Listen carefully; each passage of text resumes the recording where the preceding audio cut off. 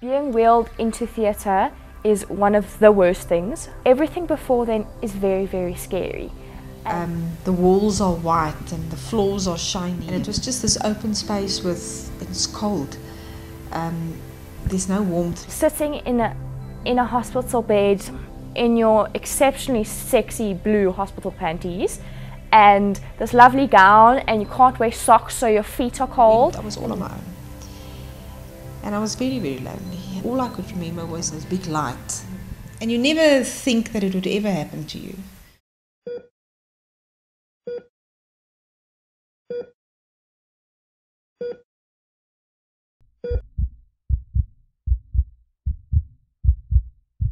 I was 17 years old when I was diagnosed with breast cancer. Oh, I was 43, I think.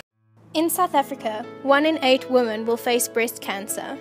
I went to my doctor to find out how everything went, and that's where she told me, you have to have a mastectomy. My reaction was almost nothing because I didn't understand. It was shock. What is this? Literally, what is this? What is a mastectomy? Because a 17-year-old doesn't normally know what a mastectomy is. Why should I have it? What does it mean? A 17-year-old is not supposed to have a mastectomy. A 17-year-old shouldn't have breast cancer. I was devastated. To have a chopped off breast, that's the only thing that's in your head. I thought that I would never ever stop crying. I don't know where my tears came from. I went on autopilot. I just did what I had to do without dealing with the emotional repercussions. Waking up from a mastectomy surgery is a daunting experience, something both Jenna and Nicoline have been faced with. I can remember when I woke up in the recovery room, my biggest concern was if my nipples are still there. My first night in hospital after my mastectomy was one of the worst nights of my life. As soon as I was starting to accept myself, I lost my femininity.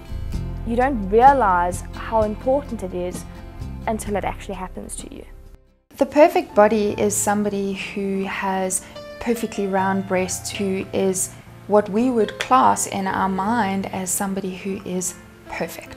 They're not going to be asymmetrical. You're not going to have a scar. So we have this perception that that's what we're supposed to look like, not reality of what we are, all shapes and sizes. When I looked at myself in the mornings, I didn't like myself. You've got a scarred body. I hated cancer. As I went through recovery, slowly things started to hit me. I didn't feel that anyone else understood. So I was very withdrawn, kept to myself, and felt like I was separate from society almost. Like I was this abnormal thing that didn't fit in because my body was abnormal. And my reconstruction was also set in stages. What my boobs were looking like, that affected me, how I felt about my body. Now when I looked down and I could see, I've got a bit of a cleavage. That was, he said to me he's going to make it a bit bigger than what it was, and I thought, not too bad. Both Jenna and Nicoline have had their body image forever changed, but have had the support of their partners on their journey through breast cancer. You can't be intimate with another person if you haven't accepted yourself. Johan was there, he supported me. He doesn't love my boobs, he loves me. That's not the defining aspect of my relationship with her. Defining relationship is being my soulmate. Yes, I see a more beautiful person than the day that I met her and she walked down the aisle. My boyfriend was there. I did have no confidence. I did need reassurance that it was okay and that I was still a lady and I was still attractive.